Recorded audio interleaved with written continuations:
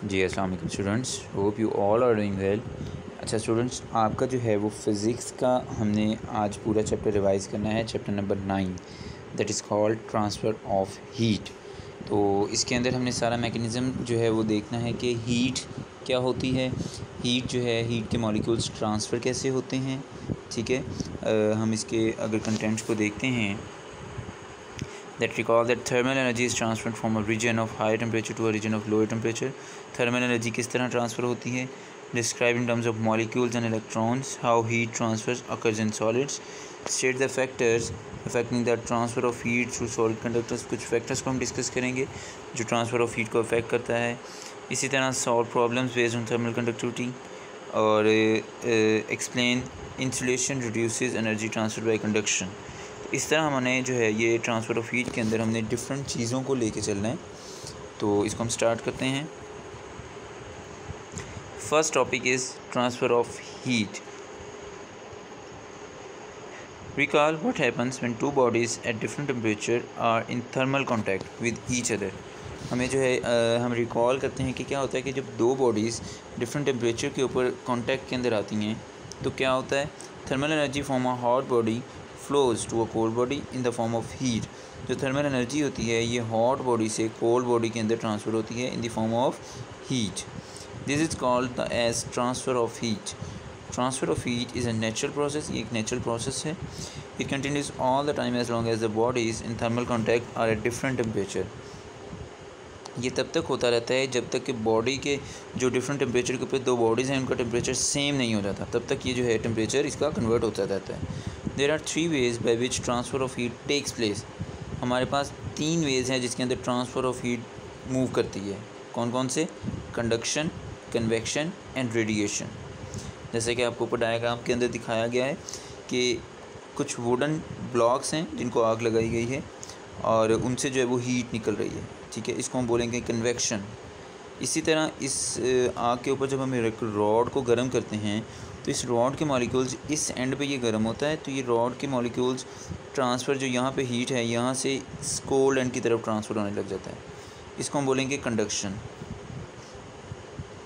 और दूसरी बात, जो अगर हम इसको दूर से हाथ इसके ऊपर रखें तो हमें कुछ इसकी जो है वो वार्म एयर फील होगी जिसको हम बोलते हैं radiation.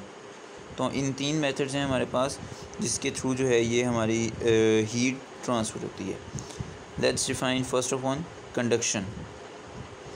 The mode of transfer of heat by vibrating atoms and free electrons in solids to form hot to cold parts of a body is called conduction of heat. यानी ऐसा transfer of heat जिसके अंदर vibrating atoms जो हैं और free electrons hot से cold part की तरफ जाते हैं। ठीक हो गया। जैसे कि हमें इस डायग्राम के अंदर दिखाई दे रहा है कि हमारे पास एक मेटल का पीस है। ठीक है, इसको हम एक साइड से जो है वो गर्म करते हैं तो यहाँ से ये हॉट हो जाएगा और दूसरा पार्ट कोल्ड है, लेकिन आहिस्ता आहिस्ता ये एनर्जी है हीट एनर्जी, यहाँ पर जो इस पोर्शन के अंदर मॉलिक्यूल्स हैं वो आहिस्ता आहिस्ता कोल्ड पार्ट की तरफ मूव करना शुरू कर जाएंगे। तो आहिस्ता आहिस्ता इस मेटल से जो है वो दूसरा पार्ट भी जो है वो उसका टेम्परेचर इंक्रीज़ करना स्टार्ट हो जाएगा। In solids atoms and molecules are packed close together. जैसे कि हमने अभी देखा, they continue to vibrate about their mean position. ये अपनी मीन पोजीशन के अराउंड जो है ये वाइब्रेट करना स्टार्ट कर देते हैं। द एटम्स और molecules present at that end begin to vibrate more rapidly. अब जिस एंड के ऊपर जो है टेम्परेचर दिया जा रहा है तो उस एंड के ऊपर जो भी एटम्स होंगे वो ज़्यादा रैपिडली मूव करेंगे क्योंकि उनकी काइनेटिक एनर्जी इंक्रीज़ कर गई है। They also collide with their neighbouring atoms और मॉलिक्यूल्स। वो अपने नेबरिंग एटम और मॉलिक्यूल्स के साथ भी कोलाइड करेंगे। In doing so they pass some of their energy to neighbouring atoms और molecules during collisions with them with the increase in their vibration. तो जब ये मॉलिक्यूल्स वाइब्रेट करेंगे तो इनके जो नेबरिंग मॉलिक्यूल्स हैं ये एनर्जी उसके अंदर भी ट्रांसफ़र कर देंगे।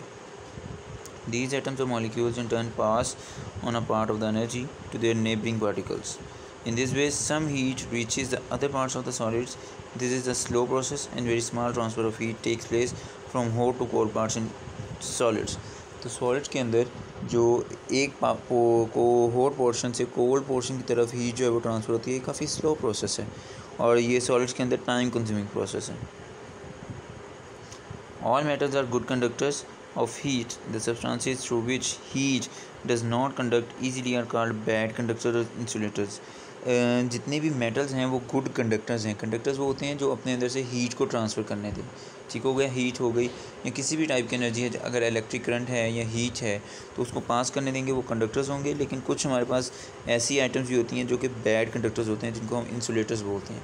तो वो ये हीट वगैरह और इलेक्ट्रिक करंट वगैरह जो है इनमें से पास नहीं होती. इनके हमारे पास एग्जांपल्स हैं would, cork, cotton, wool, gas, rubber etcetera, glass. ये सारे के सारे इंसुलेटर्स हैं. इनके अंदर से जो है वो एनर्जी जो है हीट एनर्जी ट्रांसफ़र नहीं हो पाती. आर बैड कंडक्टर्स और insulators. Next one is thermal conductivity. The amount of heat flows that flows in unit time is called the rate of flow of heat. यानी कोई भी amount है heat की वो एक यूनिट टाइम के अंदर जितनी भी ट्रैवल करेगी उसको हम बोलेंगे rate of flow of heat, and that is represented by Q by T. इसमें जो Q है ये हमारे पास हीट है जिसको हम जूल्स के अंदर रिप्रेजेंट करते हैं. T जो है ये टाइम है जिसको हम सेकंड्स के अंदर मेजर करते हैं. It is observe that the rate at which heat flows through a solid object depends upon various factors. बहुत से फैक्टर्स हैं जिसके ऊपर डिपेंड करता है कि बॉडी के अंदर से हीट कैसे ट्रांसफ़र होती है. ठीक है जी. First one is cross sectional area of the solid. कोई भी सॉलिड है जिसके अंदर से हीट ट्रांसफ़र होगी तो सबसे पहला फैक्टर जो उसके ऊपर इफेक्ट करेगा उसका क्रॉस सेक्शनल एरिया है. Large cross sectional area A of a solid contains large number of molecules and free electrons in each layer parallel to its cross sectional area, and hence greater will be the rate of flow of heat through the solid. के cross sectional area इस तरह जो है वो effect करता है कि जितना ज़्यादा एरिया होगा किसी भी मेटल का उसके अंदर नंबर ऑफ़ मॉलिक्यूल्स और एटम्स उतने ही ज़्यादा होंगे. जब नंबर ऑफ़ मॉलिक्यूल्स और एटम्स ज़्यादा होंगे तो उनको कोलिजन के लिए और उनकी एक्साइटेशन के लिए यानी नॉर्मल्स. जी अस्सलाम वालेकुम students, hope you all are doing well. अच्छा स्टूडेंट्स, आपका जो है वो फ़िज़िक्स का हमने आज पूरा चैप्टर रिवाइज़ करना है, chapter number 9, that is called transfer of heat. तो इसके अंदर हमने सारा मैकेनिज़्म जो है वो देखना है कि हीट क्या होती है, हीट जो है हीट के मॉलिक्यूल्स ट्रांसफ़र कैसे होते हैं. ठीक है, हम इसके अगर कंटेंट्स को देखते हैं. That recall that thermal energy is transferred from a region of high temperature to a region of lower temperature. Thermal energy किस तरह ट्रांसफ़र होती है. Describe in terms of molecules and electrons how heat transfer occurs in solids. State the factors affecting the transfer of heat through solid conductors. कुछ factors को हम discuss करेंगे जो transfer of heat को अफेक्ट करता है. इसी तरह solve problems based on thermal conductivity और explain insulation reduces energy transfer by conduction. इस तरह हमने जो है ये ट्रांसफ़र ऑफ हीट के अंदर हमने डिफरेंट चीज़ों को लेके चलना है.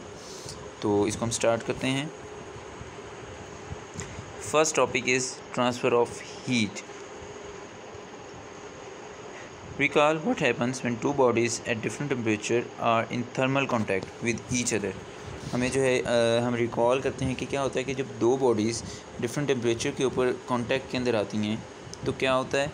Thermal energy from a hot body flows to a cold body in the form of heat. जो थर्मल एनर्जी होती है ये हॉट बॉडी से कोल्ड बॉडी के अंदर ट्रांसफ़र होती है in the form of heat. This is called the as transfer of heat. Transfer of heat is a natural process. ये एक नेचुरल प्रोसेस है.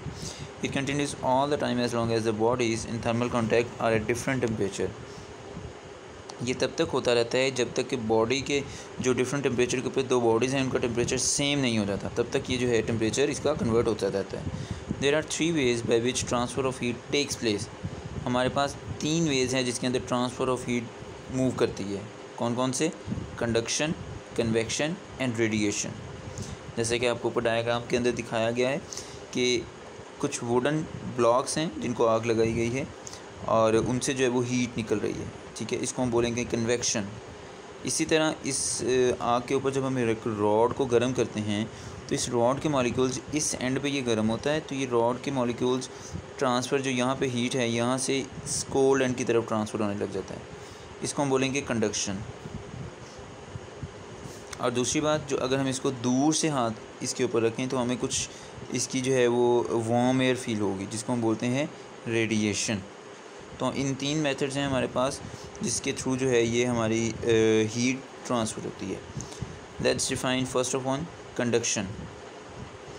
The mode of transfer of heat by vibrating atoms and free electrons in solids to form hot to cold parts of a body is called conduction of heat. यानी ऐसा transfer of heat जिसके अंदर vibrating atoms जो हैं और free electrons hot से cold part की तरफ जाते हैं। ठीक हो गया। जैसे कि हमें इस डायग्राम के अंदर दिखाई दे रहा है कि हमारे पास एक मेटल का पीस है, ठीक है, इसको हम एक साइड से जो है वो गर्म करते हैं तो यहाँ से ये हॉट हो जाएगा और दूसरा पार्ट कोल्ड है। लेकिन आहिस्ता आहिस्ता ये एनर्जी है, हीट एनर्जी, यहाँ पर जो इस पोर्शन के अंदर मॉलिक्यूल्स हैं वो आहिस्ता आहिस्ता कोल्ड पार्ट की तरफ मूव करना शुरू कर जाएंगे। तो आहिस्ता आहिस्ता इस मेटल से जो है वो दूसरा पार्ट भी जो है वो उसका टेम्परेचर इंक्रीज़ करना स्टार्ट हो जाएगा। In solids atoms and molecules are packed close together, जैसे कि हमने अभी देखा। They continue to vibrate about their mean position, ये अपनी मीन पोजीशन के अराउंड जो है ये वाइब्रेट करना स्टार्ट कर देते हैं। द एटम्स और molecules present at that end begin to vibrate more rapidly. अब जिस एंड के ऊपर जो है टेम्परेचर दिया जा रहा है तो उस एंड के ऊपर जो भी एटम्स होंगे वो ज़्यादा रैपिडली मूव करेंगे क्योंकि उनकी काइनेटिक एनर्जी इंक्रीज़ कर गई है। They also collide with their neighbouring atoms और मॉलिक्यूल्स, वो अपने नेबरिंग एटम और मॉलिक्यूल्स के साथ भी कोलाइड करेंगे। In doing so they pass some of their energy to neighbouring atoms और molecules during collisions with them with increase in their vibration. तो जब ये मॉलिक्यूल्स वाइब्रेट करेंगे तो इनके जो नेबरिंग मॉलिक्यूल्स हैं ये एनर्जी उसके अंदर भी ट्रांसफ़र कर देंगे। These atoms or molecules in turn pass on a part of the energy to their neighboring particles. In this way, some heat reaches the other parts of the solids. This is a slow process and very small transfer of heat takes place from hot to cold parts in solids. तो solids के अंदर जो एक को hot portion से cold portion की तरफ heat जो है वो ट्रांसफ़र होती है, काफ़ी स्लो प्रोसेस है और ये सॉलिड्स के अंदर टाइम कंज्यूमिंग प्रोसेस है। All metals are good conductors of heat. The substances through which heat does not conduct easily are called bad conductors or insulators. जितने भी मेटल्स हैं वो गुड कंडक्टर्स हैं। कंडक्टर्स वो होते हैं जो अपने अंदर से हीट को ट्रांसफ़र करने दें। ठीक हो गया, हीट हो गई या किसी भी टाइप की एनर्जी है, अगर इलेक्ट्रिक करंट है या हीट है तो उसको पास करने देंगे, वो कंडक्टर्स होंगे। लेकिन कुछ हमारे पास ऐसी आइटम्स भी होती हैं जो कि बैड कंडक्टर्स होते हैं जिनको हम इंसुलेटर्स बोलते हैं। तो वो ये हीट वगैरह और इलेक्ट्रिक करंट वगैरह जो है इनमें से पास नहीं होती। इनके हमारे पास एग्जांपल्स हैं would, cork, cotton, wool, gas, rubber etcetera, glass. ये सारे के सारे इंसुलेटर्स हैं, इनके अंदर से जो है वो एनर्जी जो है हीट एनर्जी ट्रांसफ़र नहीं हो पाती। आर बैड कंडक्टर्स और insulators. Next one is thermal conductivity. The amount of heat flows that flows in unit time is called the rate of flow of heat. यानी कोई भी amount है heat की वो एक यूनिट टाइम के अंदर जितनी भी ट्रैवल करेगी उसको हम बोलेंगे rate of flow of heat, and that is represented by Q by T। इसमें जो Q है ये हमारे पास हीट है जिसको हम जॉल्स के अंदर रिप्रेजेंट करते हैं, T जो है ये टाइम है जिसको हम सेकंड्स के अंदर मेजर करते हैं। It is observe that the rate at which heat flows through a solid object depends upon various factors. बहुत से फैक्टर्स हैं जिसके ऊपर डिपेंड करता है कि बॉडी के अंदर से हीट कैसे ट्रांसफ़र होती है।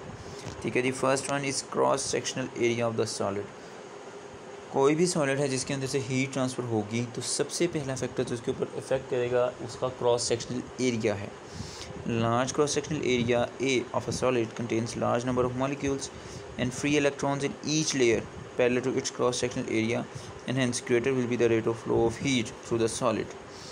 के क्रॉस सेक्शनल एरिया इस तरह जो है वो इफ़ेक्ट करता है कि जितना ज़्यादा एरिया होगा किसी भी मेटल का उसके अंदर नंबर ऑफ़ मॉलिक्यूल्स और एटम्स उतने ही ज़्यादा होंगे। जब नंबर ऑफ़ मॉलिक्यूल्स और एटम्स ज़्यादा होंगे तो उनको कोलिजन के लिए और उनकी एक्साइटेशन के लिए यानी नॉर्मल कोल्ड पोर्शन के ऊपर हीट ट्रांसफ़र हुई by the moving of electrons and by the moving of atoms. तो crystals of potassium permanganate are used to show the movement of water on heating. Convection current in air.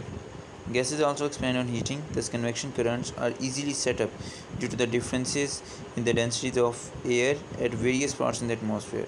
यानी gas जो है ये भी heating के ऊपर expand कर जाती है, तो इस वजह से जो कन्वेक्शन करंट्स हैं वो हम इजीली सेटअप कर सकते हैं इनके अगर हम डेंसिटीज़ के अंदर डिफरेंस देख लें। This can be observe by simple experimental setup as shown in 9.8। हमारे पास ये एक फिगर है जिसके अंदर हमने एक सेटअप लगाया कि हमने एक वुडन बॉक्स लिया, smoke showing the path of the convection, wooden box लिया, उसके ऊपर हमने दो होल्स रखे A एंड B।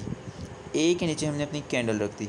जब कैंडल रखी तो क्या हुआ कि यहाँ से टेम्परेचर इंक्रीज़ हुआ, जिसको हमने बोला कंडक्शन, और ये धुआं निकलने लग गया। लेकिन चूँकि यहाँ पर जो है वो कंडक्शन का प्रोसेस ज़्यादा था और ये हॉट पोर्शन हो गया और ये कोल्ड पोर्शन है, तो बी से ऑटोमेटिकली बी से ए की तरफ जो है ये मूवमेंट ऑफ स्मोक जो है वो स्टार्ट हो जाएगी। ठीक हो गया। हम दो टेम्परेचर दोनों का डिफरेंस कैसे निकाल सकते हैं कि बी से जो है ये मूव होना स्टार्ट हुई ए की तरफ, बिकॉज कोल्ड पोर्शन से हॉट पोर्शन की तरफ ट्रांसफ़र होना स्टार्ट हो जाता है ये। ठीक हो गया। तो इस तरह हम जो है वो convection currents in air find out कर सकते हैं। Uses of convection current set up by electric, gas और coal heaters help to warm our homes and offices.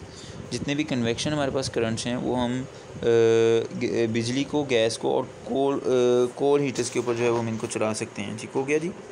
Central heating systems in buildings work on the same principle by convection. जो central heating system है buildings के अंदर वो भी इसी process of convection के ऊपर फॉलो करते हैं। Convection current occur on a large scale in nature. Nature के अंदर कन्वेक्शन स्केल जो है, कन्वेक्शन करंट वो एक लार्ज स्केल के ऊपर पाया जा रहा है।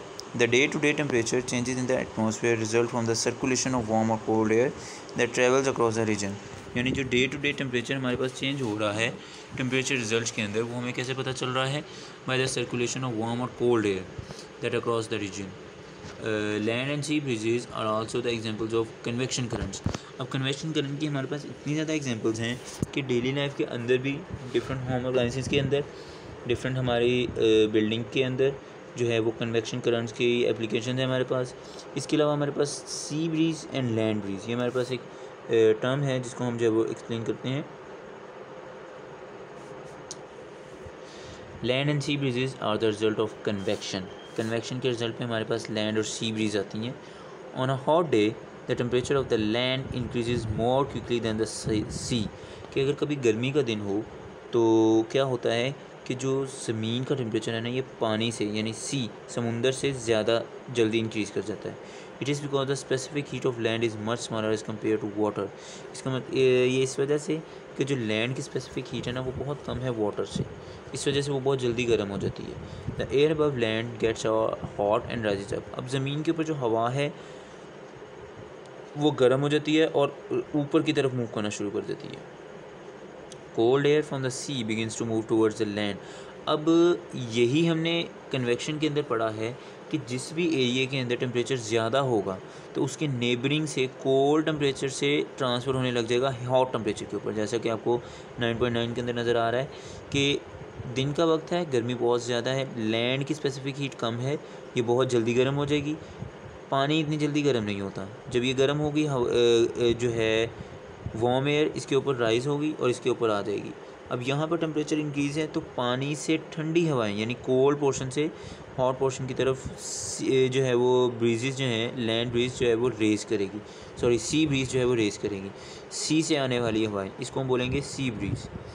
नेक्स्ट एग्जांपल के अंदर, at night the land cools faster than the sea. अब जब ज़मीन की स्पेसिफिक हीट कम है तो ऑब्वियसली ये जल्दी गर्म होगी तो ठंडी भी जल्दी हो जाएगी। लेकिन air above the sea is warmer. On the opposite side जो सी के ऊपर, समुंदर के ऊपर हवा होगी वो गर्म होगी और ये ऊपर की तरफ मूव करने लग जाएगी। Rises up and the cold air from the land begins to move towards the sea. अब दिन के वक्त जो है वो एक प्रोसीजर चल रहा था जिसके ऑपोजिट रात के वक्त है। अब रात के वक्त हमारी ज़मीन जो है वो ठंडी है लेकिन सी के ऊपर जो है वो टेम्परेचर हॉट है, तो लैंड से सी की तरफ हवा चलना शुरू हो जाएगी, मूवमेंट स्टार्ट हो जाएगी cold portion to hot portion, that is called land breeze. यही हमारा कन्वेक्शन का प्रोसेस है जो इस एग्जांपल से बिल्कुल क्लियर हो चुका है। जी स्टूडेंट्स, तो नेक्स्ट हमारे पास जो टॉपिक है वो है radiation. Radiation is the mode of transfer of heat from one place to another in the form of waves called electromagnetic waves. तो रेडिएशन का प्रोसेस जो है ये ट्रांसफ़र ऑफ हीट करता है, यानी ये मॉलिक्यूल्स ट्रांसफ़र नहीं होते, ठीक है, ये वेव्स के थ्रू हीट ट्रांसफ़र होती है जिसको हम बोलते हैं electromagnetic waves. Our sun is the major source of heat energy, but how does this heat energy reach the earth. अब देखें, हमारा जो मेन सोर्स ऑफ एनर्जी है वो सन है, सूरज, वहाँ से अर्थ तक कैसे जो है वो हीट ट्रांसफ़र होती है। ना तो वो कंडक्शन के थ्रू होती है, यानी डायरेक्ट हीट तो नहीं आ रही, किसी चीज़ को गर्म नहीं कर रही, ना ही वो कन्वेक्शन के थ्रू हो रही है, यानी कोई एटम्स या मॉलिक्यूल्स नहीं है जो एक से कोल्ड पोर्शन से हॉट पोर्शन की तरफ मूव कर रहे हैं, ठीक है। तो वो जो सन से हमारे पास एनर्जी आ रही है, it reaches us neither by conduction nor by convection, because the space between the sun and the earth atmosphere is empty. Earth और सन के दरमियान जो वो एम्प्टी स्पेस है, कोई मॉलिक्यूल्स नहीं है, ना ही मॉलिक्यूल्स के थ्रू हीट ट्रांसफ़र हो रही है और ना ही जो है वो कोल्ड पोर्शन से हॉट पोर्शन की तरफ आ रही है, ठीक हो गया। There is a third mode called radiation by which heat travels from one place to another. इसके अंदर हीट ट्रेवल करती है वन प्लेस से another. It is through radiation that heat reaches us from the sun. तो radiation के हमारे पास clear cut example है, जैसे कि सूरज से हमारे तक रोशनी पहुंचती है, it is by the process of radiation. So हमारे पास एक डायग्राम है जिसके ऊपर जो है वो हमें स्पेक्ट्रम जो है विजिबल नज़र आ रहे हैं अपनी रेडिएशंस के। इसका मैं फर्दर जो है वो नेक्स्ट के अंदर एक्सप्लेन करूँगा। Figure 9.14 shows a fireplace such as use for room heating. हमारे पास जो 14 है, ये देखें, heat from the fireplace reaches us by radiation. अब कमरे के एक कॉर्नर के अंदर आपने ये फायर प्लेस रखा होता है, यानी एक टाइप का हीटर आपने रखा होता है, और इसकी जो रेडिएशन होती है, इसकी जो हीट होती है, ना ही आप इसके ऊपर बैठे होते हैं जहाँ जो आपको इसकी गर्माहट फील हो, और ना ही जो है ये आप इसके ऊपर हाथ रखते हैं, ठीक है। आप क्या करते हैं कि एक साइड पे हीटर पड़ा हुआ है, लेकिन with the passage of time, जैसे जैसे टाइम गुजरता है, पूरे कमरे के अंदर इसकी हीट मौजूद हो जाती है, हीट फैल जाती है। कैसे, मैं आपको बताता हूँ। कंडक्शन हुआ air from a fire place because air is a poor conductor of heat. अब हीट जो है वो एयर के थ्रू तो नहीं पास होती, ठीक है, क्योंकि एयर जो है पुअर कंडक्टर है। Heat does not reach us by convection because the air getting heat from the fireplace does not move in on directions. अब जो हीट है वो हमारे तक एयर के थ्रू नहीं पास होती। अगर एयर के थ्रू पास होगी तो हम बोलेंगे ये कन्वेक्शन का प्रोसेस है, ठीक है, कि वो मॉलिक्यूल्स जो हैं वो हॉट से कोल्ड की तरफ आए। लेकिन जो एयर पास होती है ना, वो ऑल डायरेक्शन के अंदर मूव नहीं करती। Hot air moves upward from the fire place. जो फायर प्लेस है, इससे हॉट एयर उठती है। Heat from the fireplace reaches us directly by different process in the form of waves called radiation. तो फिर जो हीट बनती है फायर प्लेस से, वो हम तक पहुंचती है एक डिफरेंट मेथड से, जिसको हम बोलते हैं रेडिएशन के मेथड से। अ शीट ऑफ पेपर और cardboard kept in the path of radiation stop these waves to reach us. एक शीट ऑफ पेपर या कार्डबोर्ड अगर आप दरमियान में रख दें तो ये रेडिएशन हमारे तक नहीं पहुंच पाएंगी, ठीक हो गया। Radiations are emitted by all bodies. The rate at which radiations are emitted depend upon various factors. हमारे तक रेडिएशंस पहुंचती हैं, हर बॉडी जो है वो रेडिएशन एमिट करता है अपने एक लेवल तक। और यहाँ पर हमारे पास बहुत इंपॉर्टेंट कुछ फैक्टर्स हैं जिनके ऊपर जो है वो रेडिएशंस डिपेंड करती हैं। First one, colour and texture of the surface, यानी कोई भी ऑब्जेक्ट है उसके कलर और टेक्सचर के ऊपर जो है वो डिपेंड करती हैं कि रेडिएशंस किस कलर का ऑब्जेक्ट है और उसका टेक्सचर क्या है। Next one is surface temperature. जाहिर सी बात है कि जितना सरफेस टेम्परेचर, जितना ज़्यादा टेम्परेचर होगा उतनी ज़्यादा रेडिएशन इंक्रीज़ होंगी और उतनी ज़्यादा वो हमारे तक फैलेंगी। सरफेस एरिया, ये भी जो है वो रेडिएशन से जो है वो डायरेक्टली प्रोपोर्शनल है कि एरिया ज़्यादा होगा तो उसके ऊपर जितनी भी उससे रेडिएशन एमिट होंगी, नंबर ऑफ़ रेडिएशंस बढ़ जाएंगी। तो लार्जर एरिया से ज़्यादा रेडिएशन एमिट होंगी और स्मॉलर एरिया से स्मॉल रेडिएशन एमिट होंगी। When temperature of an object is lower than its surroundings, then it is radiating less heat than it is absorbing. जब किसी भी ऑब्जेक्ट का जो टेम्परेचर है वो लो किया जाता है उसकी सराउंडिंग से, यानी सराउंडिंग्स का टेम्परेचर ज़्यादा है और उसका टेम्परेचर लो कर दिया गया है, तो ये कम रेडिएट करता है इस और ज़्यादा अब्जॉर्ब करने लग जाता है। जब उसका टेम्परेचर कम हो जाएगा, ठीक है, तो वो उसका टेम्परेचर कम है, सराउंडिंग का टेम्परेचर ज़्यादा है, तो मेंटेन करने के लिए वो ज़्यादा से ज़्यादा हीट को अब्जॉर्ब करेगा, as a result its temperature goes on increases till it becomes equal to surrounding. और ये तब तक टेम्परेचर को अब्जॉर्ब करता रहेगा जब तक कि सराउंडिंग के इक्वल इसका टेम्परेचर ना आ जाए, क्योंकि ये स्टेबल होने के लिए इसको सराउंडिंग के इक्वल अपना टेम्परेचर करना पड़ेगा। The rate at which various surface emit heat depends upon the nature of the surface. Various surfaces can be compared using Lasley's cube. तो emission and absorption of radiation के लिए हमारे पास कुछ places हैं या कुछ surfaces हम कह सकते हैं जिसके अकॉर्डिंग जो है कोई भी रेडिएशन एमिट करती है या अब्जॉर्ब होती है।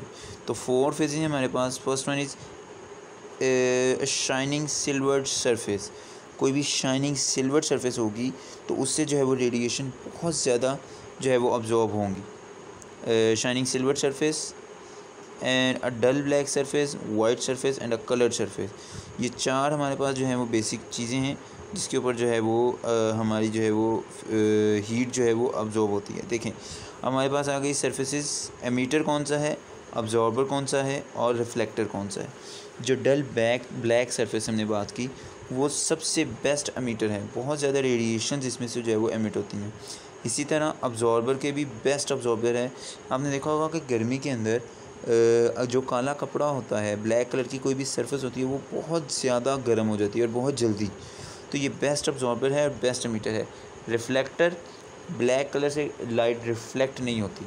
रिफ्लेक्टर का मतलब होता है कि अगर लाइट रिफ्लेक्ट हो जाए, हीट रिफ्लेक्ट हो जाए तो फिर वो गर्म नहीं होगा, वो ठंडा रहेगा और टेम्परेचर उसका नॉर्मल रहेगा और वो जितनी भी हीट आ रही है उसको रिफ्लेक्ट कर देगा। वोरेस्ट रिफ्लेक्टर है।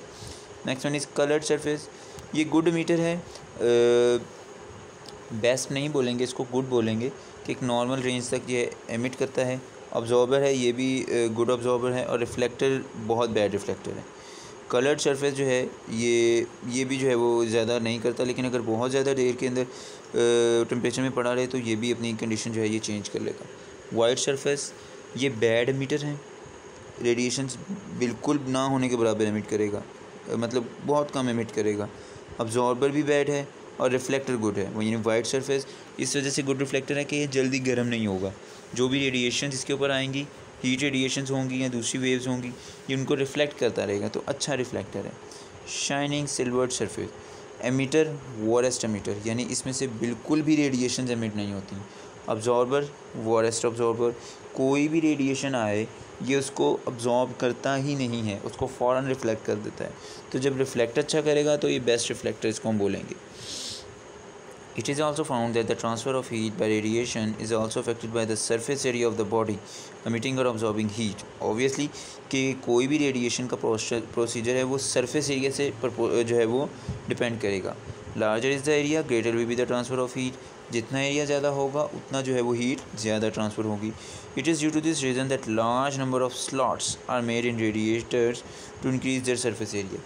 यही वजह है कि जितने हमारे रेडिएटर्स हैं उसके अंदर हमने लार्ज नंबर ऑफ़ स्लॉट्स बनाए होते हैं ताकि ज़्यादा से ज़्यादा सरफेस एरिया हो और ज़्यादा से ज़्यादा रेडिएशन का प्रोसेस हो। तो ये हमारा चैप्टर तो कंप्लीट हो गया है। इसके अंदर से अब हम शॉर्ट और लॉन्ग को देख लेते हैं कि फर्स्ट वन जो हमारे पास ट्रांसफ़र ऑफ हीट, इसके अंदर हमारे पास 3 मोड्स हैं, कंडक्शन, कन्वेक्शन और रेडिएशन। तो ये तीनों अलग-अलग से शॉर्ट के अंदर तो आ ही सकते हैं। ये conduction of heat as a short question आ सकता है। इसके अंदर से गुड कंडक्टर्स और इंसुलेटर्स, ये भी शॉर्ट क्वेश्चन के अंदर आ सकते हैं। थर्मल कंडक्टिविटी हमारे पास जो है ये एक लॉन्ग क्वेश्चन आ सकता है, बहुत इंपॉर्टेंट है, जिसके अंदर ये तीनों फैक्टर्स इसके आ सकते हैं, cross sectional area, length of the solid and temperature difference between ends. ठीक हो गया। तो कंडक्शन की डेफिनेशन भी आ सकती है, थर्मल कंडक्टिविटी की डेफिनेशन भी आ सकती है, और थर्मल कंडक्टिविटी जो है ये पूरे का पूरा लॉन्ग में भी आ सकता है। Next one is convection.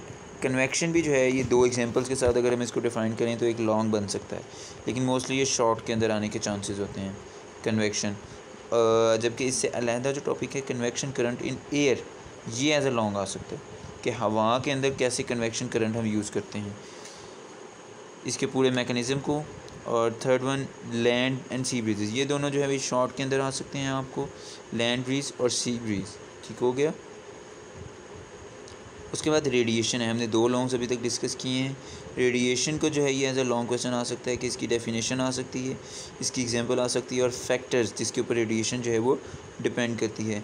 इसके अलावा emission and absorption of radiation, simply देखा जाए तो इसके 4 फैक्टर्स भी आ सकते हैं, 4 फेजेस आ सकती हैं शॉर्ट के अंदर, लेकिन अगर इसको डिटेल के अंदर हम डिस्कस करेंगे और साथ में ये टेबल बनाएंगे तो हमारे पास एक लॉन्ग क्वेश्चन ये भी बन सकता है। तो इसके अंदर 4 से 5 हमारे पास लॉन्ग क्वेश्चन हैं और बाकी जो है वो शॉर्ट क्वेश्चन के अंदर आपको आ सकता है। तो यहाँ तक का हमारा जो ये चैप्टर 9 जो है वो बिल्कुल क्लियर हो चुका है स्टूडेंट्स।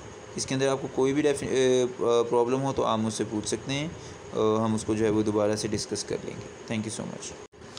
जी अस्सलाम वालेकुम स्टूडेंट, हमारा जो है वो आज का चैप्टर नंबर 9 को हम डिस्कस कर रहे हैं, ट्रांसफ़र ऑफ हीट। और उसका जो है हमारे पास न्यूमेरिकल्स, उसके टोटल जो है वो 2 न्यूमेरिकल्स हैं, जिसके अंदर जो है वो हमारे स्मार्ट सिलेबस के अकॉर्डिंग आपको फर्स्ट न्यूमेरिकल जो है वो आपके सिलेबस में इंक्लूड है, उसको आज हम डिस्कस करेंगे। So the statement, the concrete roof of a house of thickness 20 centimeter has an area 200 meter square, यानी जो एक छत है, घर की एक छत है, उसकी थिकनेस 20 सेंटीमीटर है एंड एरिया 200 मीटर स्क्वायर।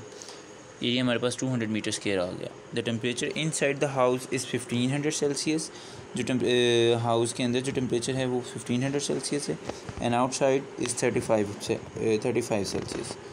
ठीक है। Find the rate at which thermal energy will be conducted through the roof. तो हमने वो रेट फाइंड करना है जिसके ऊपर थर्मल एनर्जी जो है वो कंडक्ट हो रही है रूफ के ऊपर। द वैल्यू ऑफ के फॉर कंक्रीट इज़ 0.65। अब इसके अंदर हम अपना सबसे पहले गिवन डाटा लेंगे। थिकनेस ऑफ रूफ, थिकनेस का मतलब कि लेंथ हमारे पास जो है, ठीक है, जो हमारे पास लेंथ है वो 20 सेंटीमीटर है। इसको हम मीटर के अंदर कन्वर्ट करेंगे तो 0.2 मीटर बन जाएगी। एरिया हमारे पास 200 मीटर स्क्वायर है। आउटसाइड द टेम्परेचर 35 सेल्सियस है, जिसको हम केल्विन के अंदर कन्वर्ट करेंगे 273 प्लस करेंगे। इसी तरह इनसाइड टेम्परेचर हमारे पास 15 सेल्सियस है, इसके अंदर 273 प्लस करेंगे 288 केल्विन बन जाएगी। टेम्परेचर डिफरेंस निकालेंगे T1 माइनस T2। T1 हमेशा बड़ा होगा T2 से। 308 माइनस 288, हमारे पास टेम्परेचर डिफरेंस 20 के आ जाएगा। इसी तरह हमारे पास थर्मल कंडक्टिविटी जो गिवन के अंदर है हमारे पास 0.65, और जो हमने चीज़ फाइंड करनी है rate of flow of thermal energy Q/T। तो हमारे पास फार्मूला होता है Q/T is equal to KA T1 minus T2 divided by L। तो Q/T जो हमने थर्मल एनर्जी फाइंड करनी है, K की वैल्यू हमारे पास यहाँ पर मौजूद है 0.65, A हमारे पास एरिया है 200 और T1 माइनस 2 हमने अभी फाइंड किया टेम्परेचर डिफरेंस 20 के, डिवाइडेड बाय L, लेंथ हमारे पास 20 सेंटीमीटर है। इनको जब हम सॉर्ट आउट करेंगे तो ये 2600 डिवाइडेड बाई 0.2 और इज़ इक्वल टू आ जाएगा 13,000 जूल पर सेकंड। जूल पर सेकंड मींस कि जो हमारे पास Q है ये हमारे पास हीट है जिसको हम जूल के अंदर मेजर करते हैं, और जो नीचे T है ये टाइम को रिप्रेजेंट कर रहा है जिसको हम सेकंड्स के अंदर कन्वर्ट करते हैं। तो जूल पर सेकंड, इसको हम वाट भी बोलते हैं। ठीक है, एनर्जी का यूनिट जो है वो वाट होता है। तो ये आपका जो है वो न्यूमेरिकल क्लियर हो गया। इससे अगर रिलेटेड अगर आपको कोई चीज़ समझ नहीं आई तो आप मुझसे जो है वो फर्दर पूछ सकते हैं। Thank you.